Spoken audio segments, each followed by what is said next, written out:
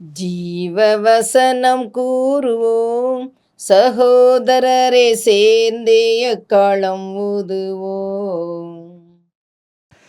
கர்த்தருடைய நாமம் மகிமைப்படுவதாக. கிறிஸ்துவுக்குள் அன்பானவர்களே, இந்த நாளிலும் ஜீவ வார்த்தை ஒன்றை கேட்போம். லூக்கா எழுதின சுவிசேஷம் 21வது அதிகாரம் 34வது வசனம். உங்கள் இருதயங்கள் பெருந்திண்டியினாலும் வெறியினாலும் லௌகீக கவலைகளினாலும் பாரமடையாதபடிக்கு. சில நேரத்தில் பார்த்தீங்கன்னா, சில பைக்குள்ளே வெயிட்டான பொருட்களை வச்சுட்டு போவாங்க. உள்ள என்ன இருக்குன்னு பார்த்தீங்கன்னா, தேவையில்லாத பொருட்களை தூக்கி வைக்கிறது. பிள்ளைகள் எல்லாம் விளையாட்டுத்தனமாக கீழே கிடக்கிற கல்லை தூக்கி வைக்கிறது. அது பெற்றோருக்கே தெரியாமல் என்ன கனமாக இருக்குது, திறந்து பார்த்தா உள்ள கல் கிடக்கும். ஆண்டவர் என்ன சொல்கிறாருன்னா, உங்கள் உள்ளத்துக்குள்ளே நீங்கள் பாரத்தை ஏற்றாத, லகுவாக வைக்கணும்.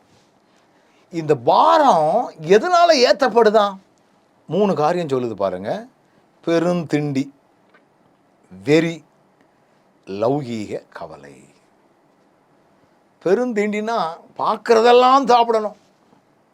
சில ஹோட்டல்கள் அடுக்கி வச்சு நாக்கு ஊறுதையா அப்படின்னு நம்ம சொல்லுவாங்க.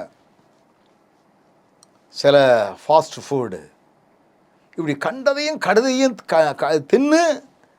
அது மாத்திரமல்ல, வெறி.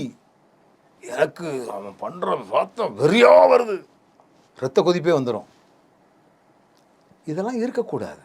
இதெல்லாம் நம்முடைய இருதயங்களை பாரமடைய செய்கிறதாம். இன்னொன்று லௌகீக கவலை, உலக கவலை. இதனால் நம்ம உள்ளம், நம்முடைய இருதயம் பாரமாக இருக்கும், வெயிட்டாக இருக்கும். இருதயம் உள்ளே இருக்கிறது செத்தியோட தான் இருக்குது. இதுக்குள்ளேயே நம்ம வெயிட்டை ஏற்றுறோம். இப்படி இருதயத்திற்குள்ள வெயிட்டை ஏற்றுற பொருட்கள் என்னென்னு பார்த்தா, ஒன்று பெருந்திண்டி, வெறி, லௌகீக கவலை.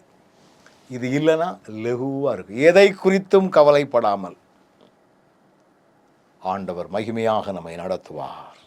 ஏன்னா, ஏன் பாரம் அடையக்கூடாது? நம்ம நினையாத நேரத்தில் அந்த நாள் உங்கள் மேல் வராமல், கிறிஸ்துவினுடைய வருகைக்கு நம்ம எப்பவும் ஆயத்தமாக இருக்கணும். இப்படி வெயிட்டாக வச்சுருந்தோம்னா வருகையில் நம்ம பங்கடைய முடியாது. பாரத்தோடே தூக்கத்தோடே இருப்போம். ஆண்டவரே, இப்படிலாம் இல்லாதபடி எங்களை காத்துக்கொள்ளும். நல்ல ஆண்டவரே, எங்களுடைய இருதயங்கள் பாரமடையாதபடி எங்களை காத்துக்கொள்ளும். இயேசுவின் நாமத்தில் பிதாவே, ஆமென்.